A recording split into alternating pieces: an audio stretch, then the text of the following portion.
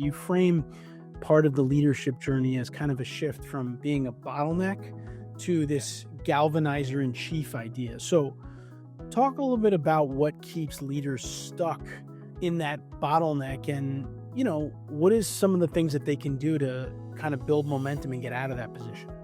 One of the initial crises that we hit is this: you're the bottleneck, right? I'm the founder. I'm tied up in the business is my baby. And you have that moment at 2:00 in the morning where you're just sitting there staring at the ceiling and you're like, I can't do it tomorrow. I have too many plates spinning. I have too many things going on. I don't know how I'm going to make it happen. There are a lot of similarities between building an AEC organization and building a career in the AEC industry as a leader. And my guest today is going to talk about both. My guest is Mark Sheeran. Mark is a licensed professional engineer. He's also the founder and principal advisor at Odyssey Advisors. And he works with AEC leaders, and he's learned a lot about building a firm. And we've also taken many analogies out of that to how you can build your career. So I'm really excited to share this episode with you. Now, before I jump in with Mark, I do want to tell you about AEC PM Connect. This is a one-day event built specifically for AEC project managers and the leaders responsible for developing them.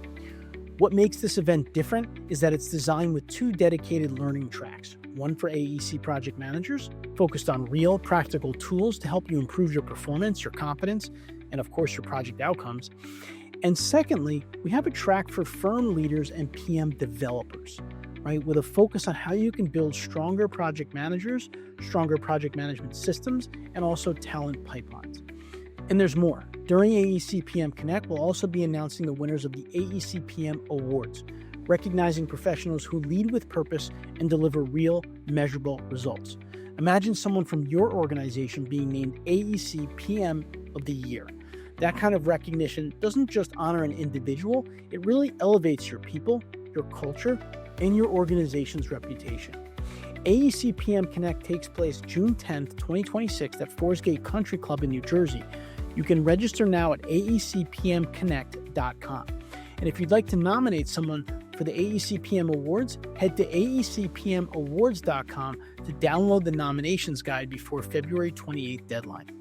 I'm your host, Anthony Fasano, and this is the AEC Leadership Podcast. Let's dive in.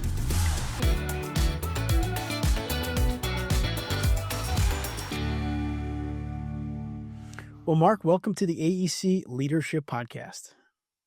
Hey, Anthony, great being here. Thanks for having me. Yeah, excited to get to talk with you. So, Mark, to get us going here, can you walk us through kind of your path in the AEC world and kind of some of the key moments for you that kind of shape the way you think about growth, leadership, and just what it really means to grow in our industry, which is what we're going to talk a lot about together today. Yeah, Anthony, happy to. So I grew up in New York. I went to Manhattan College in Riverdale. I'm a civil engineer, so I'm a professional engineer in New York. I started in the business doing construction management, owner's rep, real estate development work. I've done projects from small commercial renovations to some of the biggest projects in the Western Hemisphere. One of the projects I'm really proud of is being a part of the World Trade Center redevelopment. So got to see nuts to bolts how a building like that comes together. As I was wrapping up that project, I started to take my MBA at night at NYU. And that was part of the pivot from going in the business to really looking on the business. And when I graduated there, I went back to work for the company that was doing the Freedom Tower project, STV. I joined their corporate development group, and I was able to pivot my lens, my perspective from thinking about, well, what does it mean to deliver a great project to what does it mean to build a sustainable company for the future? So that was kind of a big aha moment, one of the aha moments for me in my career. In terms of leaders and key moments, I've been lucky to have great mentors my entire career. Pretty much every stage of my career, I've been able to point to 1 or 2 people that let me sit on their shoulders and see around the corner and, just guide my career in an effective way. So I'm sure we'll get into some specifics on that as we go, but that's been huge for me. And then, the tagline, I should say, that we use is do simple better, right? So how do I help my clients do simple better? And simple's not easy. If anybody knows it, simple's actually quite hard. Simple's really about clarity, and clarity allows you to drop that friction from what you're doing and scale more efficiently, less complexity, more agility and greater impact is always the goal. So that's our philosophy here. That's great. And I'm totally on board with that. I'm a big believer in the 80-20 rule, right? 80% of your success comes from about 20% of your efforts. So to your Yeah, point, totally. right? Simplifying, paring down, figuring out those things that are really the high leverage points and trying to do more of that is great. And yeah, Mark and I have a pretty similar background. I would say we both kind of grew up in New York, PE, civil engineers, and have kind of transitioned into kind of more of a leadership side of the industry. And I'm sure for you, just like it has for me, starting in the industry and being able to work on projects obviously gives you a lot of insights into what's going on. But then, like you said, you were able to get that shift when you worked at STV and you got to have that corporate look at how we're growing the company, which sounds like it set you up really, really well for what you're doing now. And I know from our talk last time and just reading through some of your content that you frame part of the leadership journey as kind of a shift from being a bottleneck to this galvanizer-in-chief idea. So talk a little bit about what keeps leaders stuck in that bottleneck and, what is some of the things that they can do to kind of build momentum and get out of that position? Yeah, yeah. First, just taking a quick step back and up, there's an arc that 99% of companies follow. It's not just our industry; it's every industry. Whether you go from one person to 1,000 people, 1,000,000 people, whatever that growth is, a lot of it looks the same. And one of the initial crises that we hit is this: you're the bottleneck, right? I'm the founder. I'm tied up in the business. The business is my baby. And you have that moment at 2 o'clock in the morning where you're just sitting there staring at the ceiling, and you're like, I can't do it tomorrow. Like I have too many plates spinning. I have too many things going on. I don't know how I'm going to make it happen. Every decision in this business has to go through me, and I can't do it anymore, right? That's kind of the breaking point. But leading up to that is this idea of being the bottleneck, right? The company can only grow as fast as I allow it to.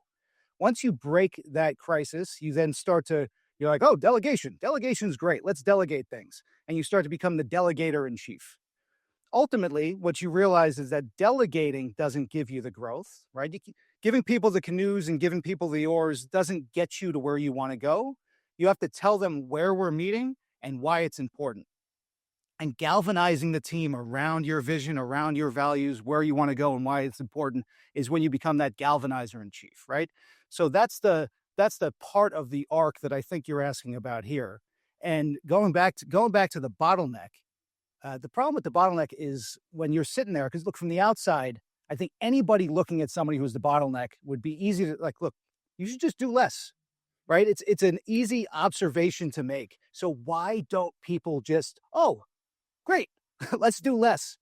Because it's part of their identity, right? They've built the company. It's XYZ engineers. It's XYZ architects. It's your name. It's your baby. Your identity is that chief problem solver. And what's in an identity? It's a comfort zone, right? So if we're going to change our identity and push beyond it, we have to leave our comfort zone and go into the unknown. And that's scary. And it's that fear of change that I often see holds people back into that bottleneck phase. Yeah, 100%. And I'll say, I like that analogy that you use. You can't just give people the canoes and the oars, right? You have to kind of teach them, mentor them, and guide them on how to do it and where we're headed. And Totally. I think the arc that you explained of a business owner, leader, is also the same exact arc that technical professionals experience in their careers, right? They come out of school and they're doing calculations and reports and they're doing the work, they're doing the project work and tasks. Then they Yeah. maybe become a project manager and now they have to start to manage a project and oversee that. And then they become maybe a department manager, a department leader, and they get into that bottleneck that you're talking about where people are looking to them for information on projects. They're the ones who are talking to the client. So they got to go to the client to get something for us. And again, it just becomes that bottleneck. And to Mark's point, it can really hold you up until you're willing to take that next step and start to mentor and guide more people to be able to replace you in some of those areas.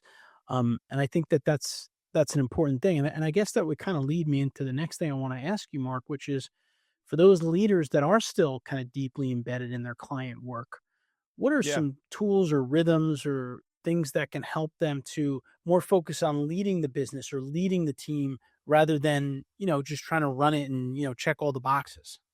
Yeah, absolutely. Great question.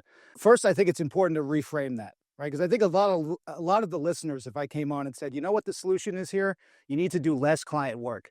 would toggle on to a different video and watch something else, right? Right, The right. problem isn't getting involved in client work. In lots of cases, that's what you're great at. That's your unique ability. That's where you're driving a ton of value for the company. The issue is that client work is like a gas. It'll take up all the space you provide it. So if you're sitting there saying, I'm going to be focused on client work, and in my free time, when I have downtime, I will focus on the business, you're kidding yourself, right? So what you have to do is build out the structure uh, and box the gas in, right? And make those rhythms and those tools and those things that allow you to be a leader. You have to be really intentional about it. Otherwise, the day-to-day, that client work just takes over. That's great. I love that. And I can give the listeners a real example of this from me personally is that obviously right now, Mark and I are recording this podcast interview, and it happens to be a Thursday afternoon when we're doing the recording, because what I decided to do this year is just have a couple of days, couple of half days each week that I do the podcast recordings. And the reason for doing that is Mark's example. If I just do podcast interviews whenever we get them in, I'll be doing podcast interviews all throughout the week. I don't really get to, focus on the schedule and do some of the other stuff I want to do, right? So if I'm Yep. able to organize it into 1 or 2 afternoons a week, at least I always know I have a little rhythm to my schedule. It allows me to do some of those other business oriented type of things. So I think as a leader, there are things that you can do to try to still do some of the project work or client interaction that you need to do, but also be able to give yourself time to do some of the leadership or business development or business type things, whatever they may be for you in your situation. And another good example of it, which goes back to Mark's point with client engagement, is if you do a weekly client meeting every week, you may be able to cut out a lot of emails and texts and messages from them because they know they're going to meet you every Friday morning and they're going to save everything for your meeting, right? So there are definitely things you can do where you can still do some of the things that you were previously doing. Hopefully you can delegate some of them, but you can still find time to create time to be able to do some of those business type, leadership type things that you're just not getting to. Yeah. And I also think there's a distillation there, Anthony, of client work, right? Because it's easy to treat that as a big bucket, but there's definitely 80% of what you're doing that's vaporizing value, right? There's 20% of what you're doing that's creating all the value you're putting out there for the client, and focusing in on, do I need to be in every meeting? No. Can I be in that monthly meeting and have the call with the client? And does that get me all the way there from a project leader or a department leader head? It might. And sharpening the sword on that and really getting intentional around where you're spending your time is important. Yeah. And I think to that point, I made the point earlier about, the 80-20 rule, right? 20% of your tasks are driving 80% of your success. I think the one thing to remember about that is that's different for every person. So if Mark's my manager, right, his 20% is going to be one thing, but that other 80% that maybe not be beneficial for him to be doing might be something that would be in my 20% because that's where I'm at in my career, right? So we're not saying that we're discounting those 80% things and throwing them away. They just may be something that's better suited for someone else to work on, not you. And that gives you a good lens to try to prioritize those things a little bit more effectively. Absolutely. Transform your technical experts into impactful leaders with EMI's Engineering Leadership Accelerator. Tailored for AEC professionals, this program enhances communication, delegation, and decision-making skills. Flexible, interactive, and designed to fit your team's schedule. Elevate your team's leadership capabilities today. Visit engineeringmanagementinstitute.org and click on corporate training. So, Mark, I want to talk a little bit about kind of building an AE organization. You do a lot of work with AE organizations, with leaders, leadership groups. And, we want to support growth in organizations, but the problem sometimes is that there becomes a lot of bureaucracy, right? And a lot of check the boxes and a lot of things that you create for people to do that makes it difficult. So how can you balance that where, an organization can grow, but, they're not creating a lot of hoops for their people to jump through? Yeah. Yeah. So I think a lot of times structure in a company is allowed to grow organically. So it's oftentimes becomes this Frankenstein where we've always had this, we've always done it this way. This person's been in the company the longest, and this is what they like to do. So that's the title they have. So I think it's important to take a clean look at it, right? And realize that the right structure brings clarity. right? The right structure isn't bureaucracy, isn't hoops, it brings that clarity of what is it that we actually do here, and what's the structure that we can put in place that empowers the company to do what it's supposed to do, right? So I always say structure first. Start with the structure. Take the people we have, put them completely on the side, okay? Every business does three things, whether it's engineering or anything else. They win profitable work. Every good business does the profitable part. They win profitable work. They do profitable work. They get paid for it. And then you also have a function that supports everybody in doing those three, right? Those are the four core functions of every business. And the structure of your business should be designed around those four core structures, core functions, I should say. So you have a head of sales, you have a head of delivery, you have a head of finance, and you have a head of administration. Now, some of those seats you can combine, finance and admin, I see combined a lot, but that becomes your leadership team, right? And then a good hack for a leader as they're trying to think about this is the default is, the knee jerk is, I don't have anybody, right? It's me and a bunch of doers. Sure, Mark, go out.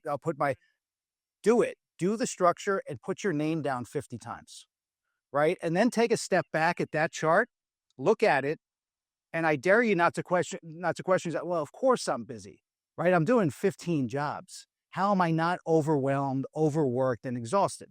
So putting that clarity around it, naming the hats, and then figured out, okay, now this is reality. The lights are on in the room. What am I going to do with it? Is that next step. That's great. I like that because it gives you a really good framework that you can work up. And like we said earlier, it's not overly complicated, right? Not overly complicated. Yeah. Where I think you get complex is if you start with the people, right? Because the next step after you have that structure is you look at the people you have and you figure out where they could fit in.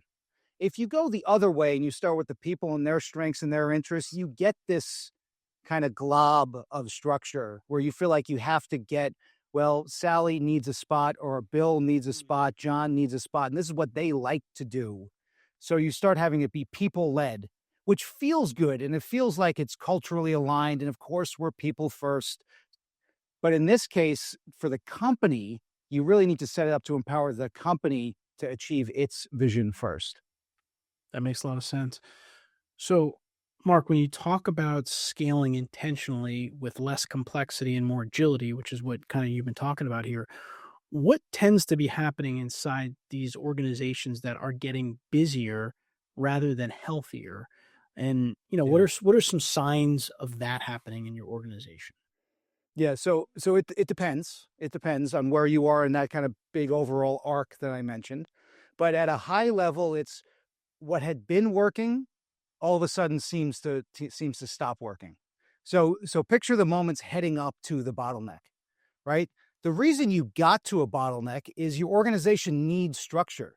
It needs hierarchy. Somebody needs to actually be making the decision, right? When companies start, you're in this hustle phase. As long as I'm winning work and crushing value enough so they say yes again, I have a business and I'm off to the races, right? You want everybody to kind of feel like they're a part of it.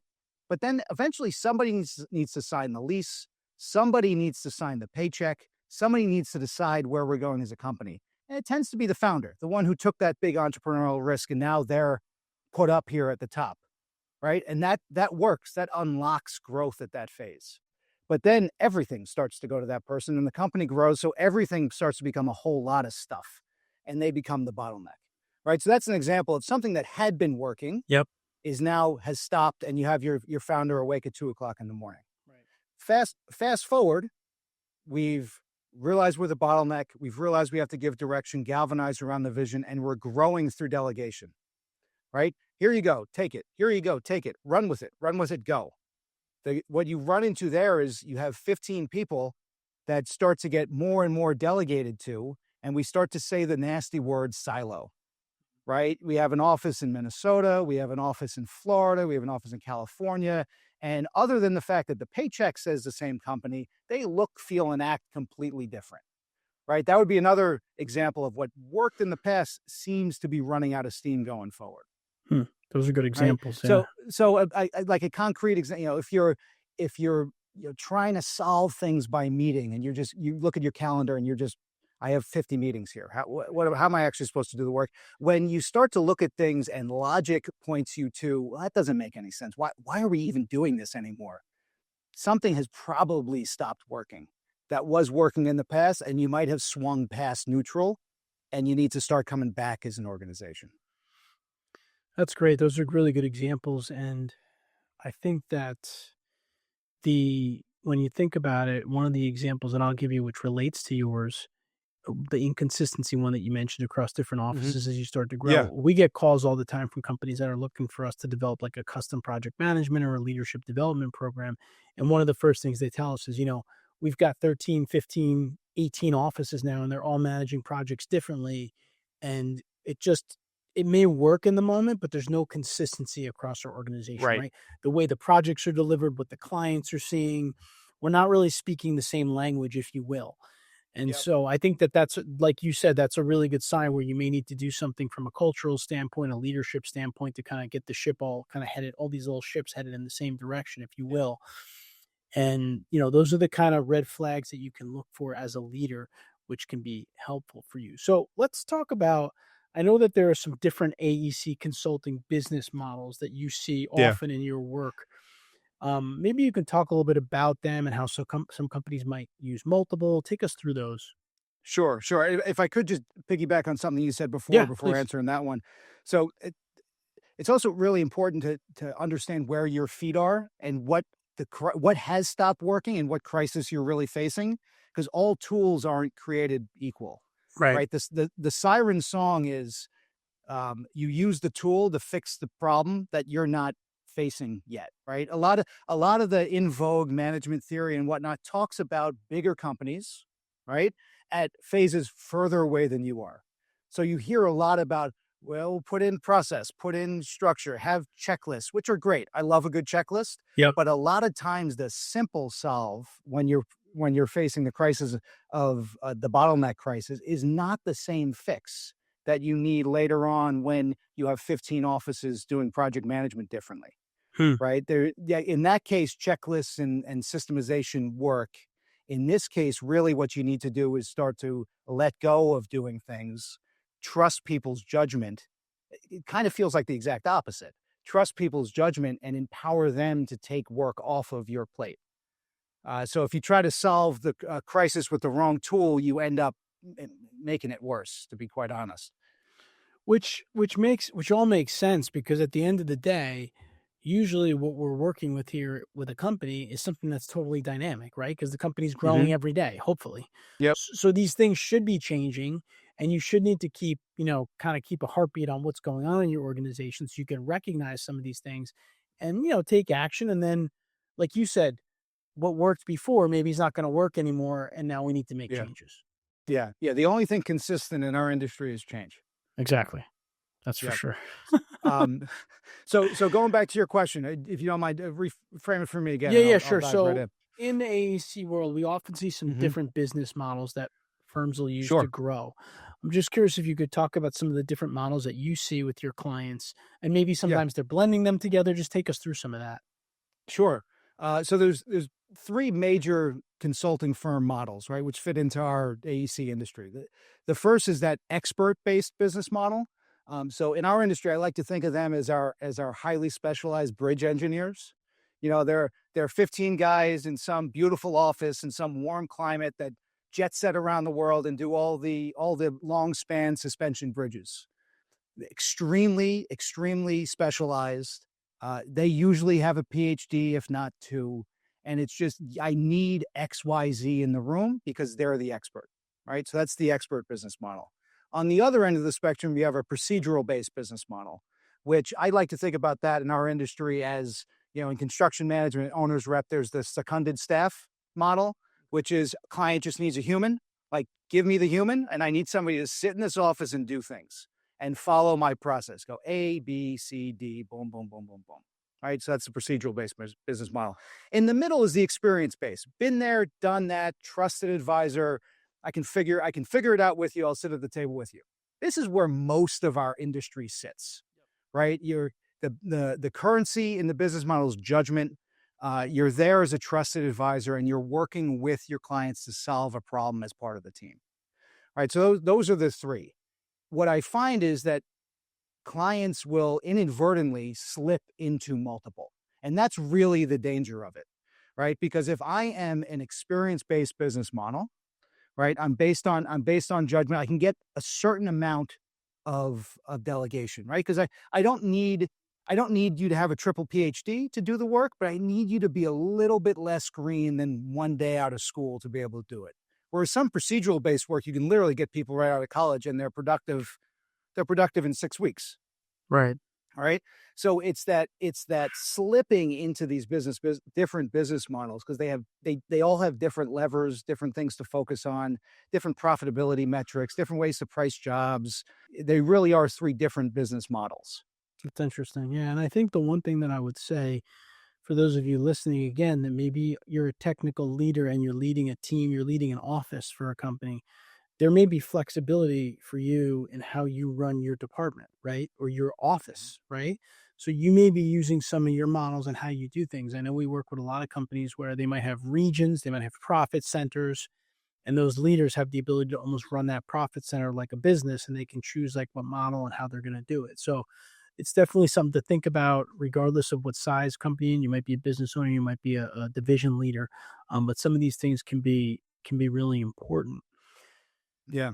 And a telltale, if you found yourself drifting into multiple business models, right? One of the tells that I see out there is we need to be best in the world. We need to be best class, right? I want you coming to me for your toughest problems, and I'm still competing on price, and I'm the fastest, right? If you're speaking commodity language and you're trying to hold yourself up as the expert, those are two different business models, right? So if you're using language that feels different, you probably are in different ones. If you're having a hard time identifying what does good project performance mean, you're probably in multiple business models. Interesting. So again, that's why as a leader, you need to be very aware of these types of things, right? In your organization, in your department, Yeah. in your office, right? Yeah.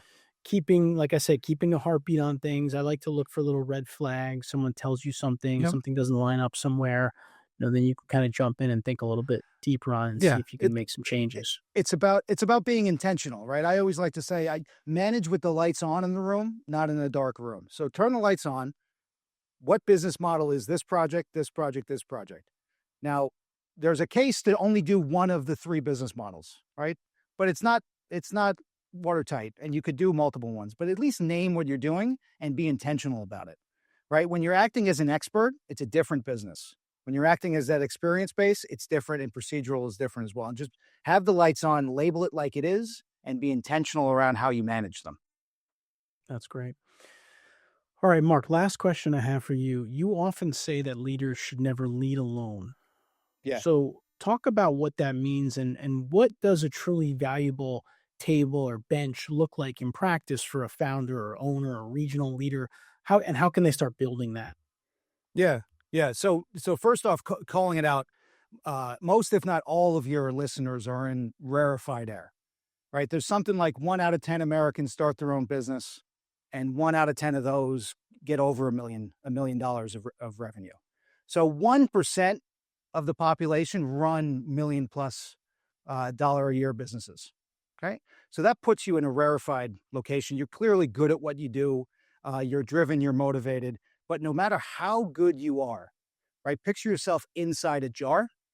It is impossible to read the label from the inside, right? So the value of having these tables and having these communities of peers or advisors or people within your firm, they can read the label for you so that you can get a better sense of what's going on, That's right? So great. I think great rooms come to much better decisions. And if you're thinking about building that table, right, start small and be intentional about it, right? Get diversified views and start with some sort of a cadence in terms of meeting. But there is real value there to being able to read that label on your jar. Yeah, and I think I'll just add to that these groups or tables or benches, they can be internal and external. I mean, I have, as a business owner myself, I've been a part of a mastermind community for a long time where we meet once a month with other business owners, which is really helpful. When I was a civil engineer leading a department in my consulting company, I would go to like the monthly like ASCE branch meetings, and I talk to other civil engineering leaders. And how do you lead your team? I'm having this problem with someone on my team. What can I do? And sometimes, quite frankly, it's nice to talk to someone outside of the company, right? Different perspective, just some different ideas. And so I think the bottom line there is really just to, you need to build a community of people you can lean on. Certainly, if you're like a leader in a company, maybe you have like an executive team or an internal team that can be your go-to. But then I think also you want to have some external perspectives as well that you can lean on a regular basis to help you tackle some of the challenges that are going to come every day in your job. And, like Mark said earlier, the only thing that is consistent for us is going to be the change that we deal with. Yeah. And especially in our industry, if you're running at anything, whether it's a project or a department or a company, you're surrounded by technically capable people, right? I don't think everybody's extremely smart, very technical, and do the calculations. But when it comes to the business of the business, they tend to vaporize and you're left sitting at that empty table, right? So how do you fill those seats up? Whether it's, working with an advisor, or whether it's joining a peer group, or whether it's getting your folks the training they need to learn the skills of the business so they can sit at that table with you. To be a competent leader and to really hit your potential, you got to fill those seats. Excellent. Well, once again, he is Mark Sheeran. Mark's a licensed professional engineer. He is the founder and principal advisor of Odyssey Advisors.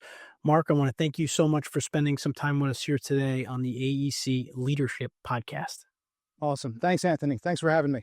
I hope you enjoyed my conversation with Mark. Like I said at the beginning, a lot of parallels between building a company and building a career in the AEC industry, and I hope that you took a lot away from the conversation. If you liked it, please subscribe to our channel here.